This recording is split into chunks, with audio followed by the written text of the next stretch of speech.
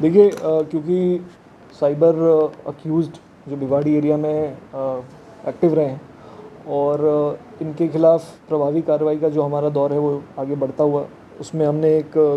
कल रात पूरी ज़िले की टीम को लगाकर एक प्रभावी कार्रवाई को अंजाम दिया है, जिसमें हम आपको बता दें कि करीब 40 मुलजिम हमने गिरफ़्तार किए हैं, जिसमें 7 मुकदमे ऐसे हैं जो हमने प्रोएक्टिवली साइबर क्राइम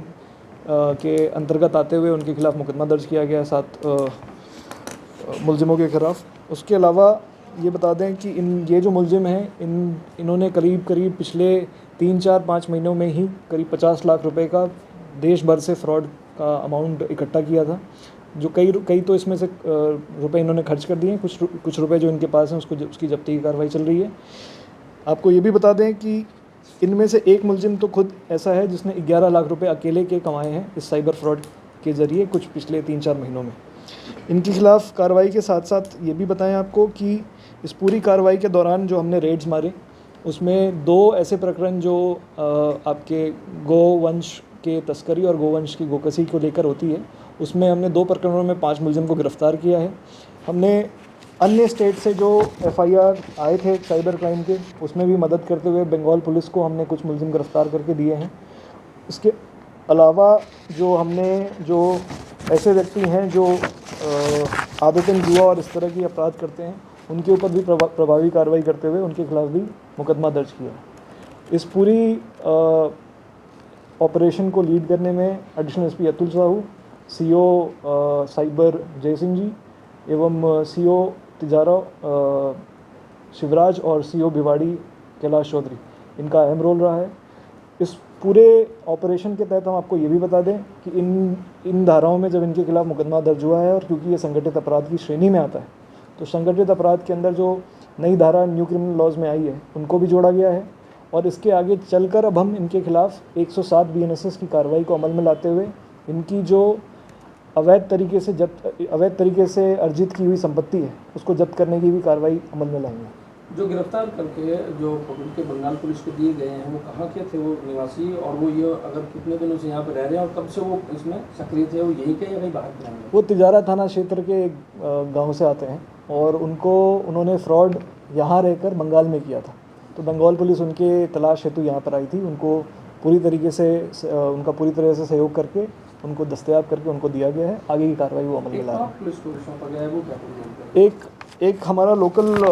जो अक्यूज़्ड है, जो हमारे एरिया में रहता था, जरोली थाना क्षेत्र के एक गांव में रहता था, वो टोंक पुलिस का एक वांछित मुलजिम था, साइबर क्रिमिनल था, तो उसको हमने दस्तयाब करके टोंक पुलिस को भी वो किया। जो करीब 50 लाख के लगभग का आपने फ्रॉड जो बताया जिस उन्होंने कमाए हैं, वो किस तरीके से इस घटना को अंजाम देते और किस जगह पर बैठ करके, कोई उनका ठिकाना था या कहीं भी बैठ करके? देखिए, इनका जो मूलतः इनकी जो मोडस ऑपरेंडी है, लोगों की जानकारी के लिए बता दें, कई बार ये क्या करते हैं, फेसबुक और अन्य चैनलों के माध्यम से ये नकली एड्स डालते हैं जिसमें ये बताते हैं कि ये पुराने सिक्के या पुराने नोट्स या 786 नंबर के नोट्स इनके पास हैं, जिसको लेने के लिए ये लोगों को प्रलोभित करते हैं। लोग इनके प्रलोभन में आकर इनको कुछ एक अमाउंट डिसाइड करते हैं। उस अमाउंट का ये कहते हैं कि जैसे 35 लाख का मान लो अगर आपसे अमाउंट डिसाइड कर लिया इन्होंने, फिर ये कहेंगे कि आप हमें 10% टैक्स के पहले दे दो और हम आपसे ये नोट खरीद लेंगे या बेच लेंगे, जो भी इनका वो है। उस हिसाब से कुछ लोग इनके प्रलोभन के जाल में फंस जाते हैं। वो एक अमाउंट इनको दे देते हैं, उसके बाद उनसे संपर्क टूट जाते हैं और ये फिर अकाउंट चेंज करके किसी और के साथ सेम फ्रॉड करते हैं। इन लोगों ने जिनको शिकार बनाया उसमें तो भिवाड़ी क्षेत्र के लोग भी हैं या सब बाहर के लोग? इन लोगों को जिनको हमने आज पकड़ा है, इसमें भिवाड़ी क्षेत्र का कोई नहीं है, परंतु आसपास के इलाके के हैं, तो उनसे संपर्क करके उनकी मदद, अदर स्टेट्स इनफैक्ट राजस्थान के भी हैं, बट अन्य डिस्ट्रिक्ट्स के हैं, तो उनसे संपर्क करके उनकी मदद भी ली जा रही है ताकि इनके खिलाफ मुकदमा दर्ज किया जा सके। देखे और सीजन की कार्रवाई जो आप बता रही हैं, संपत्ति खरीदी गई, तो देखिए, जो नई धारा है 107 बीएनएसएस के अंदर, उसमें ये लिखा है कि अगर किसी भी व्यक्ति का दौरान अनुसंधान ऐसा लगता है कि जो इसके द्वारा संपत्ति अर्जित की गई है वो किसी भी क्राइम के प्रोसीड से आ सकती है, तो उस संपत्ति को जब्त करके उसको कोर्ट के माध्यम से जो विक्टिम है उनको वापस दिया जा सकता है। तो उसके तहत जो कार्रवाई होती है उसको अमल में लाने के लिए सबसे पहले संपत्ति का पूरा ब्यौरा निकाला जाता है और उसके बाद कोर्ट में एक इस्तगासे के माध्यम से कोर्ट को ये अवगत कराया जाता है कि ये संपत्ति जो इन्वेस्टिगेशन ऑफिसर हैं उनको ये लगता है कि संपत्ति प्रोसीड्स ऑफ क्राइम हो सकती है। तो उसकी कार्रवाई को अमल में लाने के लिए सारे आईओएस को बता दिया गया है। जहाँ पर भी उन्हें लगता है कि जो भी इनके पास संपत्ति अर्जित की गई है वो प्रोसीड्स ऑफ क्राइम हो सकती है, तो उसके खिलाफ सीजर की कार्रवाई को अमल में लाएं। आरोपियों की तरफ से जो प्रॉपर्टी खरीदी गई है, इन्वेस्टमेंट जो यहाँ किया गया वो कोई शहर में किया गया, बाहर किया गया, किस तरह की प्रॉपर्टीज में इन्वेस्टमेंट किया गया? मूलतः तो इनकी जो प्रॉपर्टीज़ अभी हमारे सामने आई हैं वो महंगी गाड़ियाँ हो गई, बाइक्स हो गए, और या किसी ने घर का कुछ कंस्ट्रक्शन करवाया है, इस तरह की प्रॉपर्टी सामने आई है। उसका अभी क्योंकि ये कार्रवाई अभी जस्ट हमने